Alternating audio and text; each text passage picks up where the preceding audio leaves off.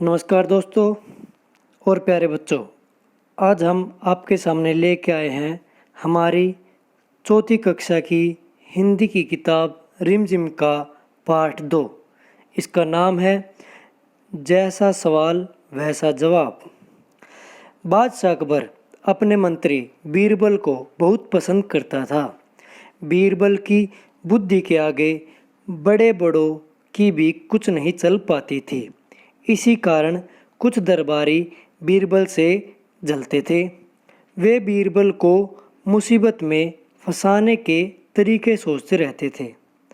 अकबर के एक खास दरबारी ख्वाजा सरा को अपनी विद्या और बुद्धि पर बहुत अभिमान था। बीरबल को तो वे अपने सामने निरा बालक और मूर्ख समझते थे, लेकिन अपने ही मानने से तो कुछ होता नहीं। दरबार में बीरबल की ही तुत्ती बोलती और ख्वाजा साहब की बात ऐसी लगती थी जैसे नक्कार खाने में तूती की आवाज़। ख्वाजा साहब की चलती तो वे बीरबल को हिंदुस्तान से निकलवा देते, लेकिन निकलवाते कैसे? एक दिन ख्वाजा ने बीरबल को मूर्ख साबित करने के लिए बहुत सोच विचार कर कुछ मुश्किल प्रश्न सोच लिए। उन्हें विश्वास था कि बादशाह के उन प्रश्नों को सुनकर बीरबल के छक्के छूट जाएंगे और वह लाख कोशिश करके भी संतोषजनक उत्तर नहीं दे पाएगा। फिर बादशाह मान लेगा कि ख्वाजा सरा के आगे बीरबल कुछ नहीं है।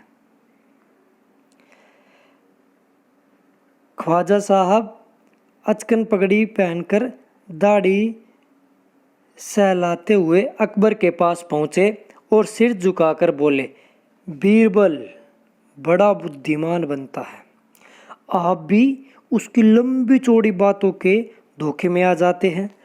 मैं चाहता हूँ कि आप मेरे 3 सवालों के जवाब पूछकर उसके दिमाग की गहराई नाप लें। उस नकली अकल बहादुर की कलई खुल जाएगी। ख्वाजा के अनुरोध करने पर अकबर ने बीरबल को बुलाया और उनसे कहा, बीरबल, परम ज्ञानी ख्वाजा साहब तुमसे 3 प्रश्न पूछना चाहते हैं, क्या तुम उनके उत्तर दे सकोगे? बीरबल ने कहा, जहाँपना जरूर दूंगा। खुशी से पूछे। ख्वाजा साहब ने अपने 3 सवाल लिखकर बादशाह को दे दिए। अकबर ने बीरबल से ख्वाजा का पहला प्रश्न पूछा, संसार का केंद्र कहाँ है?